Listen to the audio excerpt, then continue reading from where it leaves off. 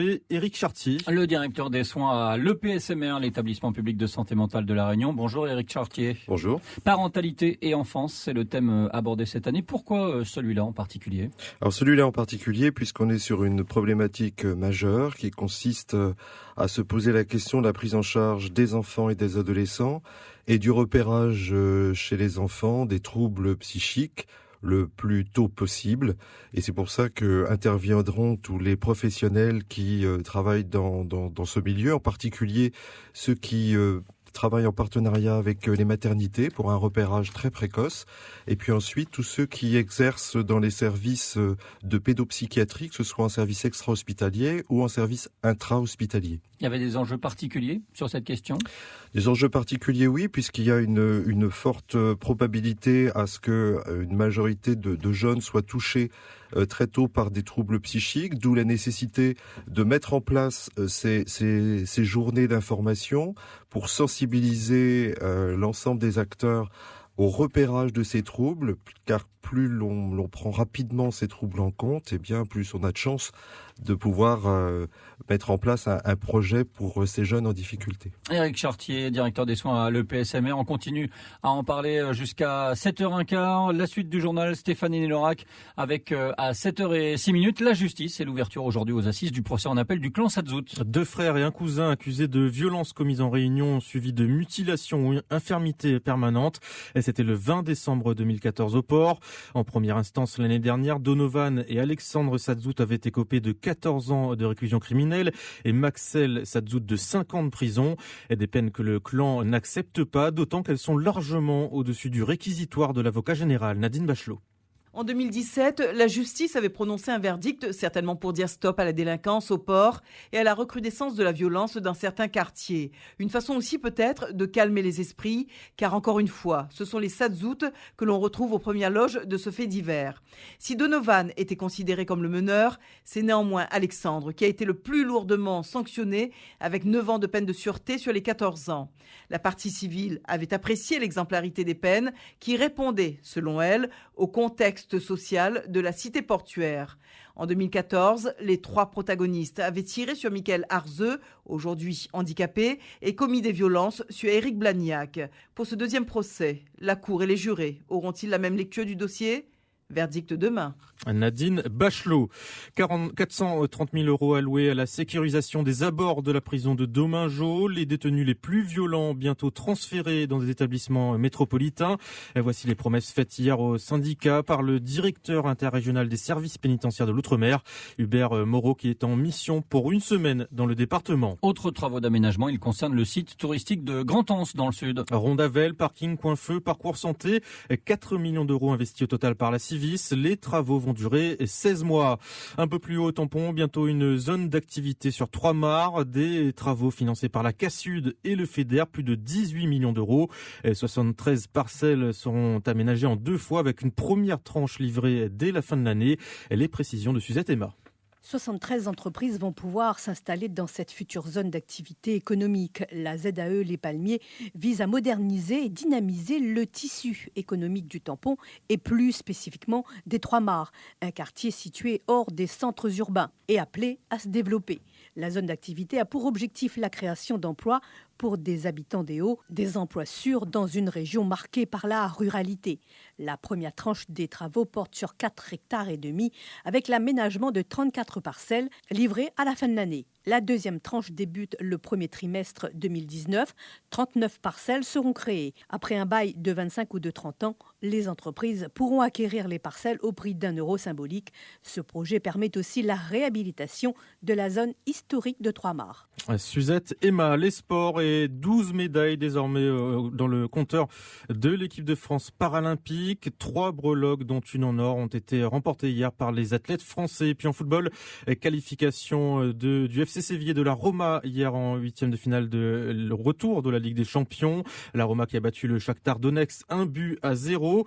Séville s'impose quant à elle 2-1 sur le terrain de Manchester United grâce à 2 buts du franco-tunisien Wissam Ben Yedder. Et puis Stéphane, on connaîtra ce soir 2 nouveaux qualifiés pour les quarts de finale de cette Ligue des Champions. A priori, on en connaît déjà un, le Bayern Munich qui a écrasé le Beşiktaş Istanbul 5-0 à l'aller en Bavière. Et l'autre, c'est beaucoup plus incertain. Barcelone-Chelsea, 1-1 à l'aller. Tout reste à faire. Il y a aussi un match de Ligue 1. On a un match avancé de la 31e journée. PSG face à Angers. Merci Stéphane Nilorac.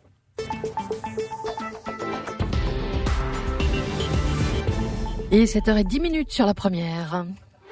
L'invité de la matinale, Philippe Dornier. Éric Chartier, le directeur des soins à l'EPSMR, est avec nous ce matin pour parler de la semaine d'information sur la santé mentale. Quels seront les temps forts de cette semaine, Éric Chartier ? Alors différents temps forts qui ont lieu sur les sites éclatés de l'EPSMR, puisqu'il y aura notamment beaucoup d'interventions qui seront faites de conférences sur le site de Saint-Paul, incluant notamment l'ouverture des services extra-hospitaliers, la présentation aussi du service d'hospitalisation pour enfants qui s'appelle le Vanille, l'unité Vanille, qui est située sur le site de l'EPSMR, et puis également en partenariat notamment avec les PMI, des informations et des conférences sur la parentalité, en particulier sur le port, sur Brapanon, sur l'est de l'île, de fait pour qu'une majorité de personnes puissent assister à ces différentes prestations qui sont offertes dans le cadre de cette semaine. C'est ouvert au grand public ? Certaines sont ouvertes au grand public, effectivement, pour sensibiliser, comme on le dit, c'est l'objectif de ces semaines, sensibiliser, déstigmatiser la santé mentale auprès du grand public, et puis d'expliquer, dans une perspective très pratico-pratique, d'expliquer aux personnes ce qu'il faut faire lorsqu'on repère des difficultés, des troubles comportementaux chez les jeunes, chez les enfants, et pouvoir savoir à qui s'adresser. Donc là, il y a un travail, bien évidemment, en partenariat avec les services de PMI, les services de l'éducation nationale qui sont aussi très porteurs dans le repérage des troubles chez les enfants. Les enfants, justement, quel problème ils rencontrent le plus souvent à La Réunion et à quel âge ça apparaît ? Alors il n'y a pas de particularité à La Réunion plus qu'en métropole. Je pense qu'on est tout à fait dans les mêmes chiffres en ce qui concerne les difficultés présentées. Après, il y a souvent un contexte particulier qui est le contexte social qu'il faut prendre en charge avec des grandes difficultés d'ordre social qui impliquent après des difficultés d'ordre familial et qui peuvent avoir des effets importants sur le développement des enfants. Et ce sont des troubles qui se soignent jusqu'à disparaître ou bien qui ne guérissent pas et qui nécessitent un accompagnement ? Alors on va avoir une vision très positive, on va dire qu'ils se soignent, parce que je pense qu'on peut présenter des troubles à un instant T. Alors tout dépend de la teneur des troubles, bien évidemment. Si on rentre dans des pathologies beaucoup plus complexes, c'est quelque chose qui peut durer dans le temps.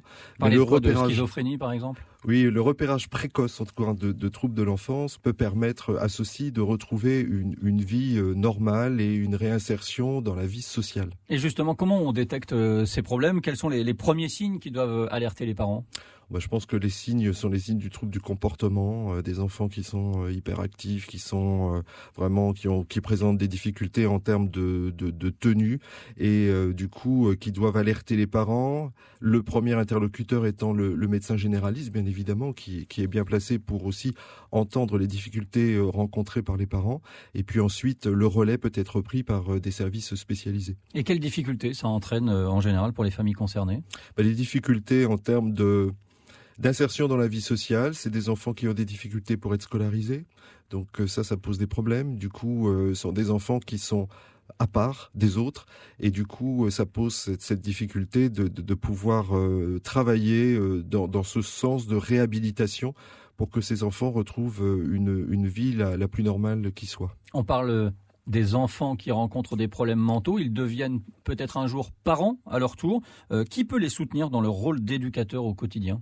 Alors justement, c'est tout le travail sur la parentalité qui va être expliqué au décours de ces différentes conférences. On n'apprend pas à être parent. Et c'est vrai que lorsqu'on a rencontré soi-même des problèmes dans l'enfance, c'est des choses qui peuvent être générées ensuite dans l'accompagnement de ses propres enfants. D'où la nécessité effectivement d'avoir ces accompagnements à la parentalité par les professionnels de santé. Il y a encore beaucoup de stigmatisation. Il faut changer le regard du grand public sur ces personnes. Oui, je pense que c'est quelque chose d'important. Lorsqu'on parle de santé mentale, on en a une représentation très asilaire qui date des années 60. L'asile psychiatrique, les fous. Bien évidemment, la psychiatrie a énormément évolué.